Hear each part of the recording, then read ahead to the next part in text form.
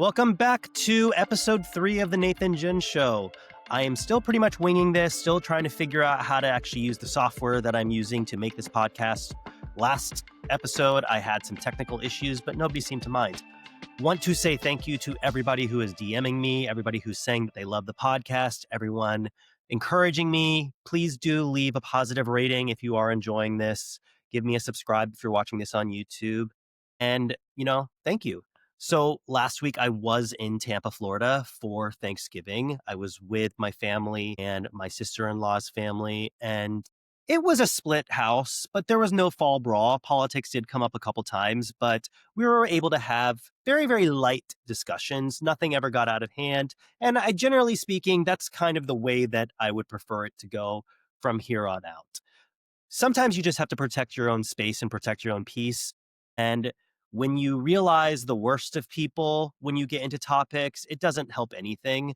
So yeah, that's my best kind of advice and POV on if you have members of your family who are Republicans or who are avid Trump supporters. Sometimes it's best to just walk away or to just not get into it or not get trapped into a conversation that is just going to end poorly.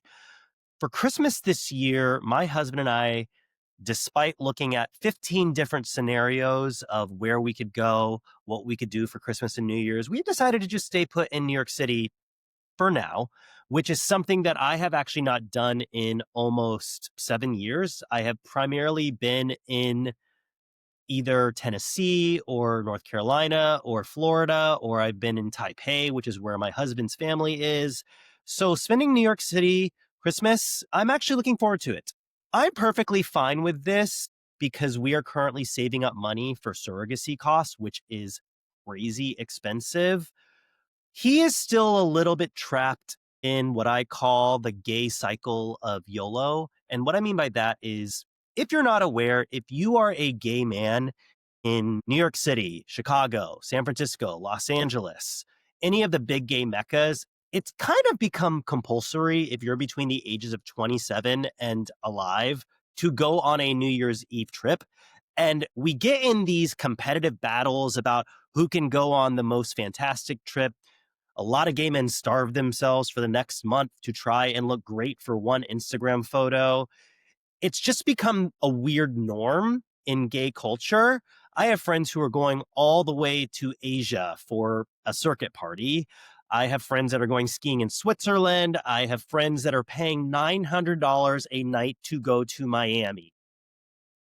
They're going to pay $5,000 after taxes and hotel fees to go to Miami. I don't get it.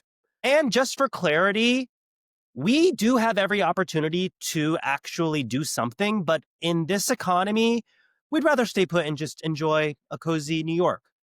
That's our choice, and I'm comfortable with it. My husband will eventually be comfortable with it, although you could see me on Instagram in a month and I am, in, Bali, but who knows at this point. Jumping straight into hot topics, I am actually glad that I'm recording this on Tuesday rather than when I originally intended to record this, which was Sunday or Monday. And that is because last evening, as I'm sure you are aware, Trump went on a posting spree on Truth Social. He posted something like 200 plus posts over the course of 3 hours. And if you actually read through them like I did, which I do not recommend anybody ever does, just because you might slip into like a rage-filled anger episode, his Truth Social postings last evening were reading like him trying to convince himself of that line from the movie The Help, where he is basically telling himself, I is kind, I is smart, I is important. Now, whenever this happens and he goes on these random posting sprees, and again, he has never posted this much before, like 200 plus times over the course of 3 hours is insane. You have to know that a couple things are going on. One, something is hurting his image, or something that will hurt a policy that he wants is about to hit. So it's either something has happened that he's angry about, or something is about to happen that he knows is going to happen and he is furious about. So It could be his record low approval rating that's currently at 36%. Could be that the Supreme Court is about to rule that his tariffs actually are illegal and that he can't do them anymore. Or it could just be the fact that he hasn't gotten laid in 10 years. I don't know. You know, but he is clearly slipping into some dementia-induced psychosis. And a lot of people often say, this is not normal.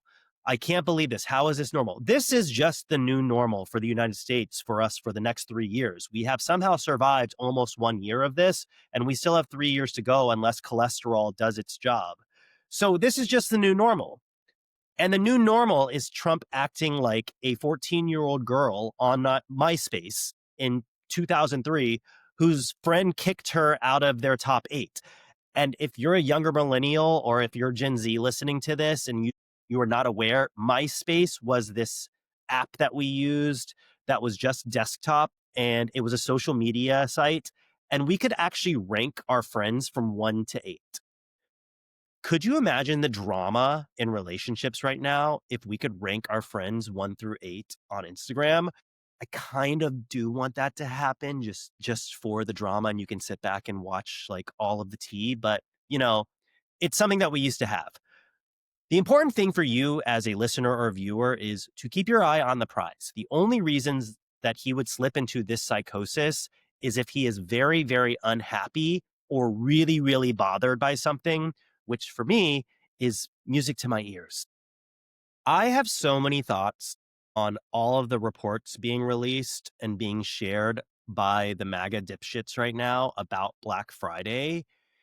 So many thoughts. The first thing that you should understand as a listener, if you are unfamiliar with business or the stock market, is starting today and for the next few weeks, retail brands and corporations will start releasing their Q3 investor reports.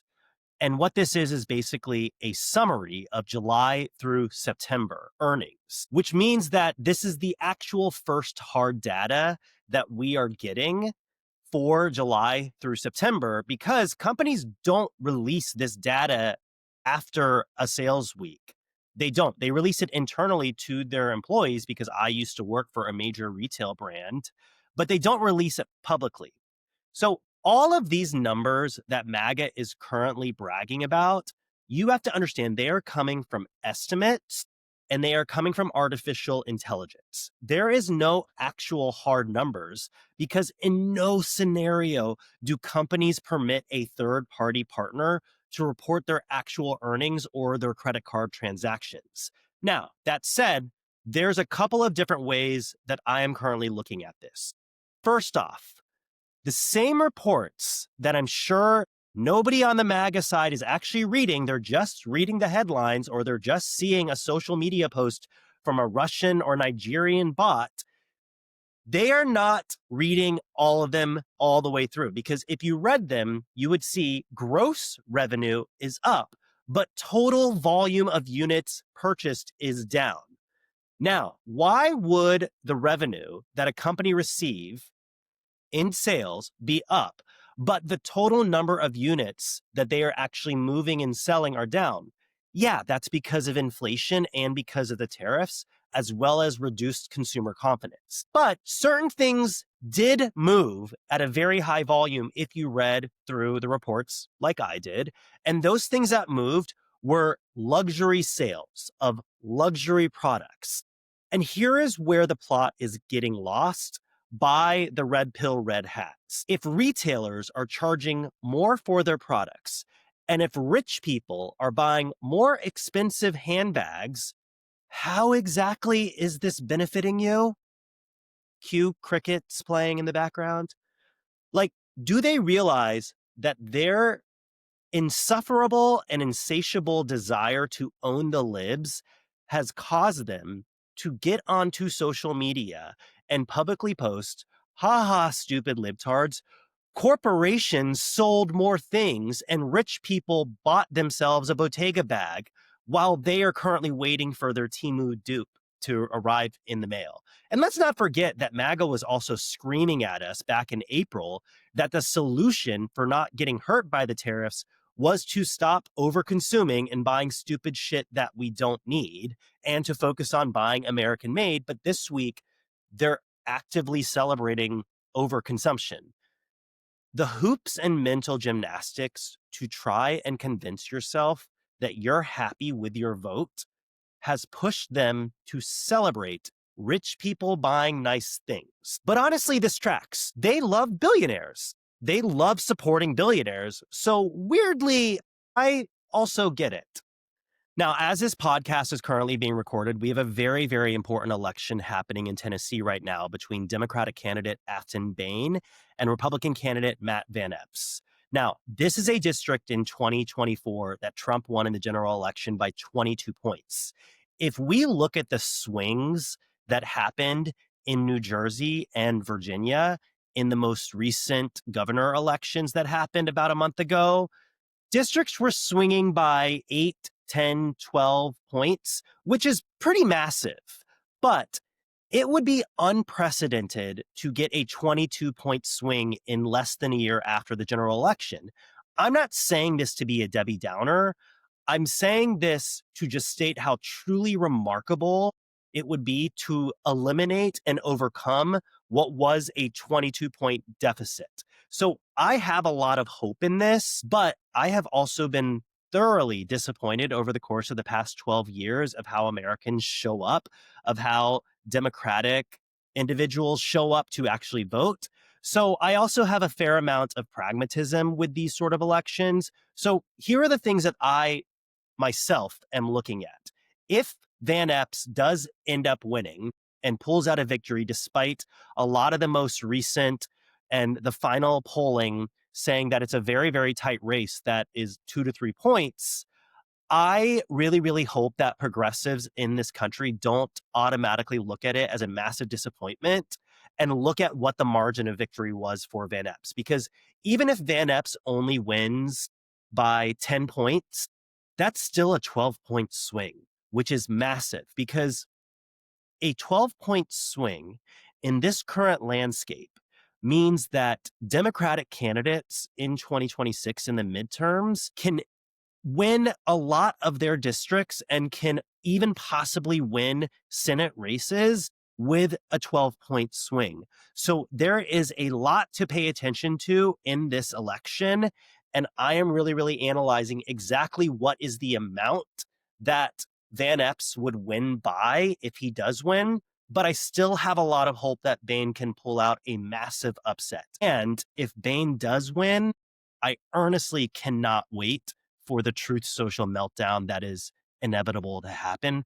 Or I could easily see Afton going to the White House to meet with Trump and him celebrating how great she is. I don't know what's happening anymore, especially after that Zoran Mamdani meeting that they had where Trump was just gushing all over him. Who knows? We know that Trump loves winners. So maybe if Bain wins, he's going to like shower her with praise. I don't know anymore, but for sure, it's going to inevitably lead to some form of a meltdown eventually, because if Bain can win, it is DEFCON 5 danger zone for Republicans in 2026 and something that I am very, very much looking forward to.